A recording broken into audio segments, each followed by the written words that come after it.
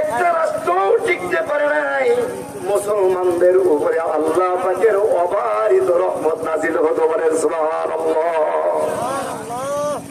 জেরুজালেমে পৌঁছার পরে এমন এক জায়গায় তিনি যে তাবু করলেন, জেরুজালেমের চৌরাস্তা, জেরুজালেমের কি চৌরাস্তা, চৌরাস্তার উপরে একটা বড় করে একটা মূর্তি তৈরি করেছে। আবার ভাস্করের গপ্প নিয়ে আমার বেড়াইছেন না, এই মেয়েরা মূর্তির কথা বললে নাই গেছেন না, ওই আলোচনা করতেছি না। নবীর আদর্শটা কি? এই নবীর আদর্শ কি মারামারি কারাকাটি, নাকি মানুষকে সাম্যতার মাঝে এনে কিভাবে মিলিয়ে দেওয়া যায়, সকল জাতি যেন এক জাতিতে পরিণত হয়, মিল্লাতুল ওয়াহিদা, সেটা হলো মুসলমান জাতি। বলেন সুবহানাল্লাহ। সব হয়ে যাবে কি একাকার হয়ে যাবে, সকলেই একাকার হওয়ার পরে সংঘবদ্ধ হয় একমাত্র ইসলামের অবয়বা দিতে পারে। সুবহানাল্লাহ। আমর ইবনে আস রাদিয়াল্লাহু তাআলা আনহু জেরুজালেমের চৌরাস্তার মোড়ে যে যখন তিনি তাবু করলেন, তাবু করার পরে সেখানে ছিল ইহুদিদের, খ্রিস্টানদের মূর্তি, ঈসা আলাইহিস সালাতু ওয়াস সালামের মূর্তি। ঈসা নবীর পূজা করে না? পূজা করে তো নাকি খ্রিস্টানরা? ঈসা আলাইহিস সালামের একটা মূর্তি উঁচু করে বানাইছে, সব মানুষ যেন বাহির থেকে দেখে এরকম উঁচু করে একটা মূর্তি তৈরি করছে। ওই মূর্তি তৈরি করে সেখানে পূজা পার্বণ করে। বলেন নাউজুবিল্লাহ। মূর্তির পূজা কি জায়েজ আছে? আল্লাহ কি জায়েজ করছেন? 33 কোটি দেবতার পূজা করে একমাত্র হিন্দুরা, কথা ঠিক কিনা? খ্রিস্টানরা ঈসা আলাইহিস সালামের মূর্তি বানায় পূজা করে, উজাইর আলাইহিস সালামের পূজা করে। এগুলো হলো বিধর্মীরা করে, মুসলমানেরা করতে পারে? আমার ভাইরা, এখানে নবীজি কোনো দ্বন্দ্ব করেন নাই, মারামারি করেন নাই, মূর্তি ভাঙার জন্য চেষ্টাও চালান নাই। তিনি তার আপন আদর্শ দিয়ে ওখানে 2 লক্ষ খ্রিস্টানকে মুসলমান বানিয়েছিলেন। বলেন সুবহানাল্লাহ। সেখানে যখন তিনি চলে গেলেন, যাওয়ার পরে মূর্তির পাশে তাবু করলেন।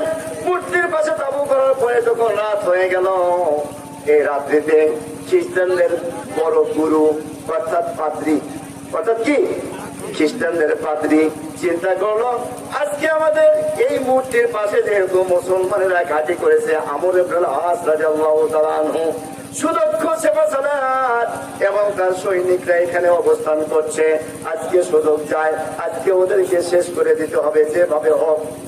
পাদ্রী একটা চিন্তা করলো মনে মনে যে আমি একটা এমন কাজ করব, যেই কাজটা করলে সমস্ত এলাকাবাসী, এই রাষ্ট্রের সমস্ত মানুষ মুসলমানদের উপরে ক্ষিপ্র হয়ে যায়।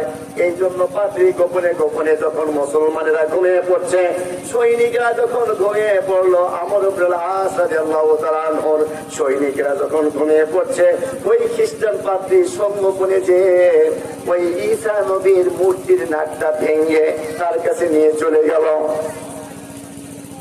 সকালবেলা উঠে দেখে মূর্তির নাক নাই। কথা কি বুঝতেছেন?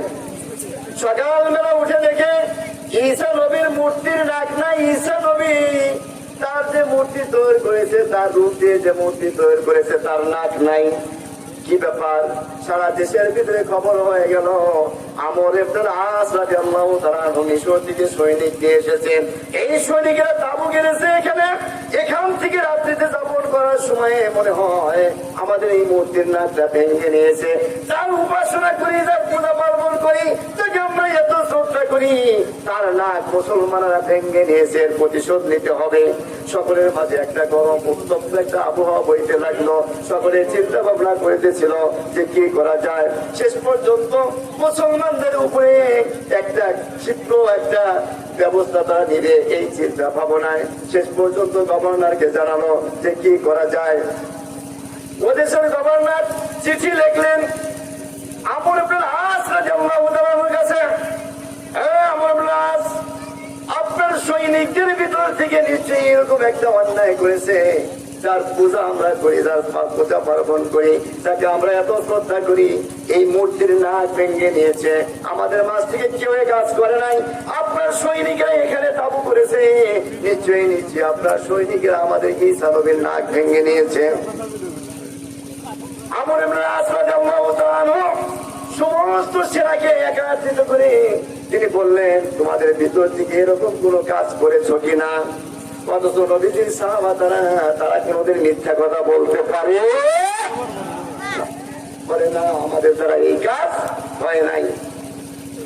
আমর ইবনে আস রাদিয়াল্লাহু তাআলা আনহু জেরুজালেমের গভর্নরের কাছে চিঠি লিখলেন, প্রেসিডেন্টের কাছে চিঠি লিখলেন যে আমাদের সৈনিকদের ভিতর থেকে এমন কোন গর্হিত কাজ করে নাই, আমরা যতটুকু জানতে পারলাম। তারপরে ওখান থেকে আবার মুসলমানদের কাছে একটা চিঠি লিখলো, বলে যে আপনাদের পক্ষ থেকে যদি এই কাজ না হয়ে থাকে আমরা মেনে নিলাম, তবে একটি কথা বলে কি, আমাদের নবী ঈসা নবীর মূর্তি না ভেঙে নিয়েছ, আমরা তোমাদের নবী মুহাম্মদুর রাসূলের একটা মূর্তি বানাবো, অনুরূপ একটা মূর্তি বানাবো। তোমাদের মুহাম্মদুর রাসূল তোমাদের নবীর মূর্তি বানাইয়া ঈসা নবীকে যেখানে স্থাপন করা হয়েছে আমরা সেখানে স্থাপন করিয়া সমস্ত মানুষের ভিতরে সবাইকে একত্রিত করিয়া তোমাদের নবীকে বেইজ্জতি স্বরূপ তোমাদের নবীর নাকটাকে ভেঙে আমরাও নিয়ে যাব। কথা কি বুঝাইতে পারছি? এবারে হযরতে আমর ইবনে আস রাদিয়াল্লাহু তাআলা চিন্তা করলেন, আমাদের নবীর মূর্তি বানাবেন, এটা তো ইসলামে জায়েজ নাই। এক নম্বর কথা যে আমাদের নবী, যেহেতু যে নবীকে এত মহব্বত করেছি, নবীজি নিজেই বলেছেন বুইসতুল মাহকিল মাহাদির ওয়াল মাজামির ওয়াল আওসানি ওয়াস সরিফ, আমি তো এই গান বাজনা বাদ্যযন্ত্র এবং এই মূর্তিগুলোকে দুনিয়া থেকে মিটিয়ে দেওয়ার জন্য পৃথিবীতে আগমন করেছি, এটা নবীজি বলেছেন। আর নবী শুধু এগুলো পছন্দ করতেন না, আর আমার নবীর মূর্তি বানাইয়া ঈসা নবীর মূর্তি যেখানে আছে সেখানে স্থাপন করে সমস্ত জনতার মাঝে, রাষ্ট্রের সমস্ত জনতার মাঝে, জনগণের মাঝে, নাগরিকের মাঝে আমার নবীর নাক ভেঙে নেবে, এটা আমি বরদাস্ত করতে পারবো না। এই জন্য শেষ পর্যন্ত সাহাবাদেরকে একত্রিত করলেন, সৈনিকদেরকে একত্রিত করে আমর ইবনে আস রাদিয়াল্লাহু তাআলা বলছেন, শোনো, এদের সাথে যুদ্ধ করলে যুদ্ধ করা যাবে, কিন্তু যুদ্ধ না করে নবীর আদর্শ দেখায় দেখি একটু কাজ করতে পারি কিনা, বলেন সুবহানাল্লাহ। যুদ্ধ করছেন না যে আমরা তোমাদের সাথে যুদ্ধ করবো, নবীর মূর্তিও বানাতে দেবো না, যুদ্ধ করে তোমাদেরকে শেষ করে দেবো, এটাও বলেন না। বরং সাহাবাদেরকে, তার সাথীদেরকে, সিপাহীদেরকে বলতেছেন যে আমরা দেখি নবীর আদর্শ দিয়ে দেখি তাদেরকে একটু বুঝাতে পারি কিনা, বলেন সুবহানাল্লাহ। তলোয়ার নয়, উদারতায়, তলোয়ার দিয়ে জয় করা যায় না, উদারতা দিয়ে জয় করা যায়। সুবহানাল্লাহ বলেন। আমর ইবনে আস রাদিয়াল্লাহু তাআলা বললেন সাহাবাদেরকে, হে আমার সঙ্গীগণ, একটা কাজ করবো, একটা প্রস্তাব রাখবো। বলে কি প্রস্তাব? বলে প্রস্তাব হলো যে ওদের সামনে একত্রিত করে ওদেরকে দিয়ে দেবো, ওদেরকে ঘোষণা দেব যে তোমরা যত মানুষ আছো সকলে একত্রিত হও, তোমাদের রাষ্ট্রের যত জনগণ আছে একত্রিত করো, তোমাদের সাথে আমাদের একটা সন্ধি হবে। সেই সন্ধিটা হবে এই যে তোমাদের ঈসা নবীর নাক ভেঙে নিয়েছে এই দাবি করো, আমার সৈনিকেরা নাক ভেঙে নিয়েছে, অথচ আমার সৈনিকেরা নাক ভাঙে নাই, তারপরে দাবি করেছ, এরপরে দাবিকে খণ্ডন করতে পারলে না। শেষ পর্যন্ত আমার নবী, বিশ্ব নবী মুহাম্মদুর রাসূলের মূর্তি বানাইয়া ঈসা নবীর মূর্তির পাশে স্থাপন করে তোমরা সেই নাকটা ভেঙে নিতে চাচ্ছ। আমার নবী মুহাম্মদুর রাসূলের একটা মূর্তি বানাবে, নবীর উম্মত হয়ে তা সহ্য করতে পারে না, এরপরে আমার নবী মুহাম্মদুর রাসূলের নাক ভেঙে নেবে, এটাও বরদাস্ত করতে পারে না। নবীর সাহাবারা এটা বরদাস্ত করতে পারে না, কারণ নবীর মহব্বত সাহাবাদের কলিজার ভিতরে। সুবহানাল্লাহ।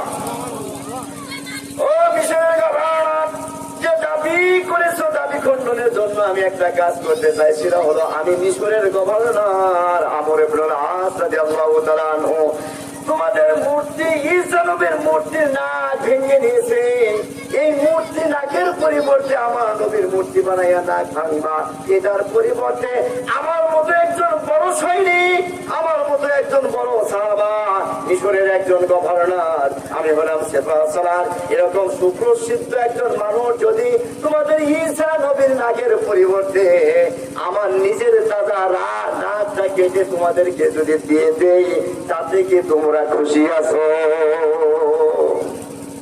দেখছেন নবীর মহব্বতে নবীর মূর্তিও বানাতে দিবে না, নবীর নাকও ভেঙে নিতে দেবে না।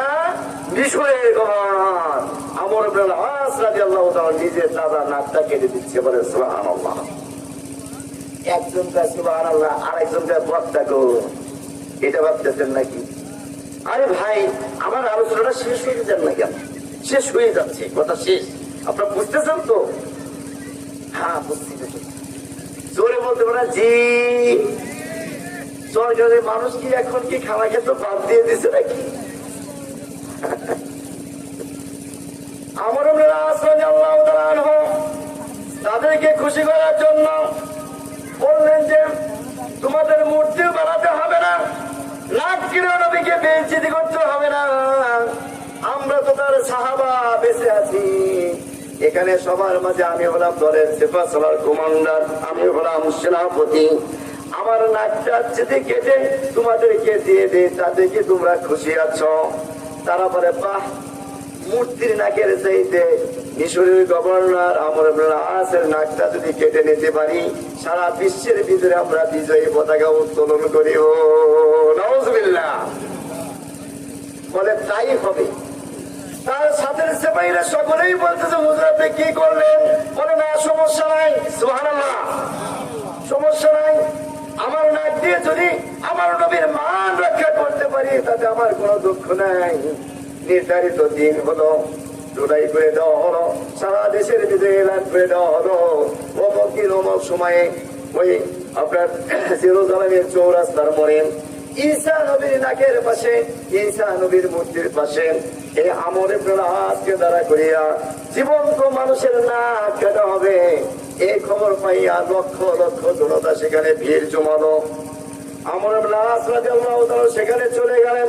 যাওয়ার পরে জল্লাদকে ডাকা হলো।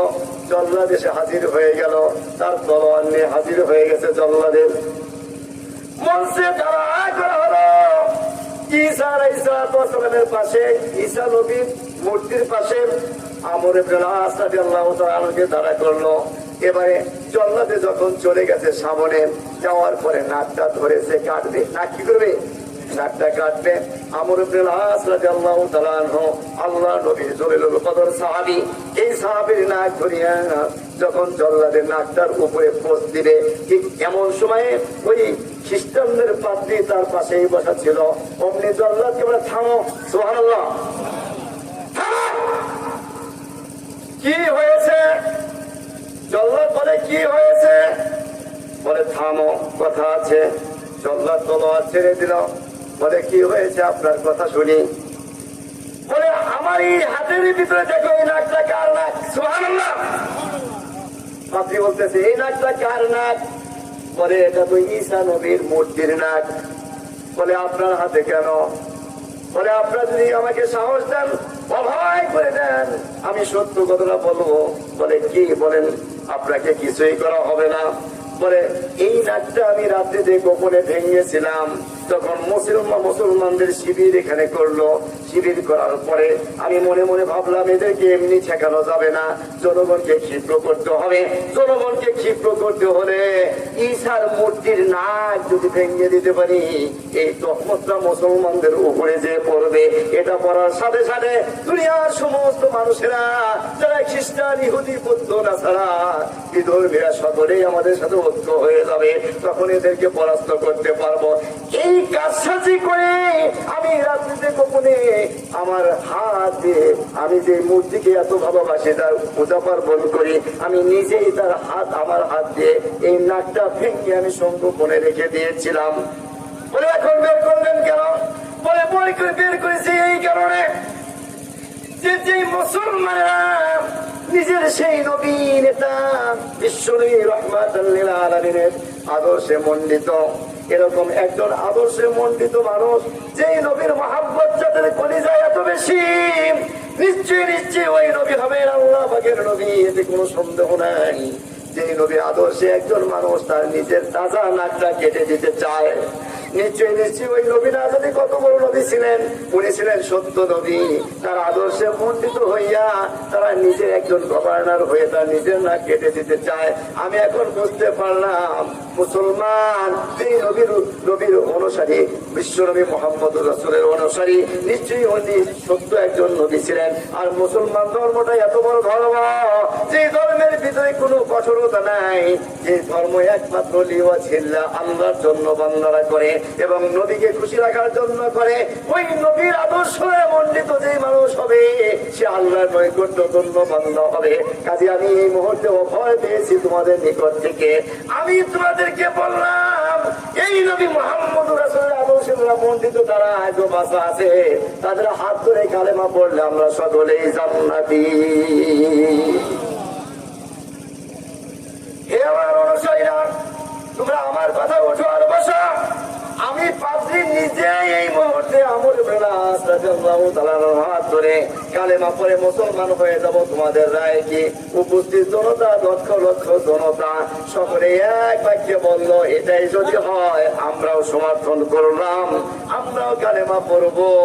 ইহুদি, খ্রিস্টান, হিন্দু, বৌদ্ধ, নাসারা ওখানে যত মানুষ ছিল আমর বেলাস রাদিয়াল্লাহু তাআলার হাত ধরে কালেমা পড়ে নিলেন, লা ইলাহা ইল্লাল্লাহু মুহাম্মাদুর রাসূলুল্লাহ সাল্লাল্লাহু আলাইহি ওয়াসাল্লাম। আমার ভাইরা, অনেক লম্বা কথা বলেছি। এখন এর থেকে আমরা এটাই বুঝলাম, আমার কথা শেষ, এর থেকে আমরা এটাই বুঝলাম যে নবীর যে আদর্শ, এই আদর্শের মধ্যে কোনো মারামারি, কাটাকাটি, হিংসাহিংসি, অহংকারী, কোন রকমের নোংরামি নাই, তলোয়ারে নয়, উদারতায়। এটা একমাত্র মুসলমান গর্দান নিহাদান বতত মুসলমান আনুগত্যের সাথে আল্লাহ শহীদের শিরকে নোয়ে দেয়। আমরা সকলেই যদি এরকম একটা মেহনত করি, দুনিয়ার মানুষকে বোঝাতে পারতাম যে সত্যি আল্লাহ যা বলেছেন, নবী যা বলেছেন তা আমরা করি, তাহলে আমাদের আদর্শ দেখে আরো 10 জন মুসলমান হতো। কথা ঠিক কিনা? সেই কাঠামোতে তৈরি হওয়ার জন্য আমি বিনীত ভাবে আপনাদেরকে অনুরোধ করব, বিশেষ করে আমার ভাইরা অনেক কষ্ট করে এই মাহফিলটা করেছেন, মাহফিলটা চালিয়ে যাচ্ছেন। এত সুন্দর একটা মাহফিল, বদুই গ্রাম চরের মাঝে একটা সুন্দর মাহফিলের আয়োজন করেছে। এই মাহফিলটা চলতেছে, চলতেই ইনশাল্লাহ থাকবে। বলেন আল্লাহ কবুল করবেন, আমিন। মাহফিলটা চলবে। আমরা এই মাহফিলের জন্য তাদেরকে সহযোগিতা করি না, সহযোগ করি যে একেবারে করি না তা নয়, কিন্তু যেরকম সহযোগিতা হওয়া দরকার সেরকম হয় না। গত বছর মাহফিলে তারা ঋণ হয়েছিল, ওই ছেলেরা এত টাকা পাবে কোথায়? যেভাবে হোক সেই ঋণ পরিশোধ করার পরেও আমার এই যুবক ভাইরা, ধর্মপ্রাণ যুবকেরা, যাদের কলিজা চায় যে এখানে একটা মাহফিল করে দিনের কথা শোনাই, সেই ছেলেরা অনেক কষ্ট করে আমার আয়োজন করেছে। এখনো তাদের যে টাকা পয়সা, আমি আজকে তা জানতে পারলাম, এই মাহফিলে যে খরচ, সেই খরচের কাছেও তারা দিতে পারে নাই। নিজেরা চাঁদা দিয়ে আর কত দিতে পারে? এই জন্য এই ছেলেদের পক্ষ থেকে আপনাদের কাছে একটা বিনীত আবেদন, মেহেরবানি করে আপনারা এই মাহফিলটাকে যাতে করে আপনারা সৌন্দর্য মণ্ডিত করে রাখতে পারেন আজীবনের জন্য। আগামী বছর হয়, এই বছর ছেলেরা যদি টাকা পয়সা মার খেয়ে যায়, আগামী বছর হয়তো বা ওদের আর করার মতো মন মানুষেরা থাকবে না। অনেক বড় বড় বক্তাগুলো এসে এখানে ওয়াজ করেন। কাজেই বন্ধুগণ, আমি আপনাদের ছেলে, আপনাদের সন্তান, আমার আপন মা, আমার আপন বাবা, এদিকে আমরা একটু স্মরণ করি। ভাইরা আমার, দুনিয়ার থেকে সকলেই বিদায় হয়ে গেছে। আমাদের কর্মক্ষেত্রে অনেক টাকা পয়সা আমরা পাচ্ছি, কিন্তু সেই টাকাগুলো যথার্থভাবে সঠিক জায়গায় ব্যয় করতে পারছি না, ব্যয় করা হয় না। আজকের এই দিন হতে পারে আমাদের জীবনের শেষ দিন। কথা ঠিক কিনা? এটা জীবনের শেষ মাহফিল। গত বছর যারা মাহফিলে এসেছিল, খবর নিলে দেখা যাবে অনেক মানুষ কাপড়ের কাপড় উপরে মাটিতে ঘুমায়। কথা ঠিক কিনা? কিন্তু আল্লাহ তারা আমাদেরকে হীন হায়াতে বাঁচিয়ে রেখেছেন। আবার গত বছর যারা এই মাহফিলে ছিলেন, তারা অনেকে বিছানায় পড়া আছে, এরকম খবর পাওয়া যাবে। অনেকে হাসপাতালে আছে, এরকম হয়তো বা খবর পাওয়া যাবে। আর কারো বা এমন খবর পাওয়া যাবে যে দুনিয়া থেকে চির বিদায় নিয়ে মাটির ঘরে পড়ে আছে। আমার আপনার জীবনের কোনো গ্যারান্টি নাই, হতে পারে আমার আপনার জীবনের শেষ মাহফিল। আল্লাহ না করুক, আল্লাহ আপনাদের সবাইকে হায়াতে দয়াবাদ দান করেন। কিন্তু আমি আপনাদের কাছে বিনীতভাবে অনুরোধ করবো, এই রাত গভীরে আমাদের দোয়া আল্লাহর দরবারে পৌঁছে যাচ্ছে। রাত যত গভীর হয়, আল্লাহর অবারিত রহমত তত নাজিল হয়। বলেন সুবহানাল্লাহ। ইনশাআল্লাহ আসমানের দরজা খোলা। এই মুহূর্তে আপনাদের কাছে বিনীত ভাবে অনুরোধ করব, কোন ভাইকে আছেন যে সর্বপ্রথম আপনারা 10,000 করে টাকা 10 জন লোক দিলে আমরা ইনশাআল্লাহ এই টাকাটাকে তহবিলে রেখে আগামী বছরের জন্য, এই বছরের খরচ আগামী বছরের জন্য আমরা নতুন করে একটা তহবিল সৃষ্টি করতে পারি। কোন ভাইকে আছেন সর্বপ্রথম 10,000 টাকা 10 জন লোক দিতেন 1 লক্ষ টাকা হবে। আমি সময়কে বাড়াবো না ভাইয়ের আমার, অতি অল্প সময়ের মধ্যে আমি বিদায় নিয়ে যাব, আপনাদের হক নষ্ট হচ্ছে। ভাইয়ের আমার মেহেরবানি করে আপনারা খুব তাড়াতাড়ি দাওয়াত করে একটা লোক মাত্র 10,000 টাকা দিবেন, আমি লম্বা করে একটা দোয়া তার জন্য করে দেবো ইনশাআল্লাহ। কোন ভাই আছেন একটু মেহেরবানি করে দাওয়াত, একটা ভাই 10,000 টাকা, বেশি সময় নেওয়া যাবে না ভাই। এখানে অনেক বিত্তবান লোক আছেন, সরকারের মানুষ গরিব নয়। এখানে আমাদের ইটালি পাড়া আছে, ইটালি পাড়া ইটালি পাড়াই হয়ে গেছে ইটালির লোকেরা। আবার কত আছে জাপানি অনেকগুলো মানুষ, যেখানে যাই সেখানে। সাভারে কয়েকটা জায়গায় ঘুরলাম, দেখি আমাদের যত বড় লোক সবই হলো আমাদের সরকারের লোক, আলহামদুলিল্লাহ বলেন। অধিকাংশ ধনী লোক আমাদের সরকারের লোকেরা। কোন ভাই আছেন আপনাদের মাঝে এমন কোন ভাই আছেন প্রথমবারের জন্য, প্রথমবার মানজাবিল হাসানাতে ফালাহু আশরু আমসালিহা, একজন দান করলে আল্লাহ 10 গুণ বাড়িয়ে দিলে। অনেকের সন্তানেরা বিদেশে সফররত অবস্থায় আল্লাহ তাআলা তাদেরকে বালা মুসিবত থেকে হেফাজত করুক। আর সদাকত পুরাতুল বালা, দান খয়রাতে মানুষের বালা মুসিবতকে দূর করে দেয়। আজকের এই মাহফিলে একটা চাটিয়াল ময়দান, আসমানের দরজা খোলা। আমি মাওলানা রওশনুল হায়দারি আপনাদের জন্য প্রাণ ভরে দোয়া করবো। কোন ভাই আছে 10,000 টাকা দিতে পারেন? একটা ভাই দাঁড়ান তো দেখি, মেহেরবানি করে একটা ভাই দাঁড়ান। 10,000 টাকা দেওয়ার মতো নাই? আজকে যারা প্রধান অতিথি বা বিশেষ অতিথি বৃন্দ যারা আছেন, এখানে পোস্টারের নাম আছে বা যাদেরকে দাওয়াত দিয়েছেন এরকম লোক উপস্থিত নাই? কোন ভাইকে আছেন 10,000 টাকা প্রথম দিতে পারেন? আমি প্রাণকে উজাড় করে দোয়া করে যাবো ভাইরা আমার। কোন ভাই আছেন? নাই? আচ্ছা, একবারে নিচে নেমে আসি, আমার দাবি রয়ে গেল। যদি 10,000 টাকা দেওয়ার মতো কোনো ভাই থাকেন তাহলে মনে রাখবেন, পরে দিয়ে দিবেন। এখন আমি 5,000 করে টাকা 20 জন লোকের কাছে যাবো, তাতে 1 লক্ষ টাকা হবে। কোন ভাই আছেন 5,000 টাকা সর্বপ্রথম দাঁড়াতে পারেন? একটু মেহরবানি করে দাঁড়ান তো ভাই, একটু দাঁড়ান, একটা ভাই দাঁড়ান। আমি জানি এই বনেদের বাঘ নাই, ভাবিস না রে মনে, বড় বড় বাঘ থাকে ছোট ছোট বনে, তাই না? না, মাফির যত ছোটই হোক, এখানে অনেক বসে আছে। কোন ভাই আছে? একটা ভাই গাগা দ্বারা মুখে বসে গাহে সারা যোগাদা আজ বড়ায় নিননে দরবদ হায় রাখনি তুমি বাদশা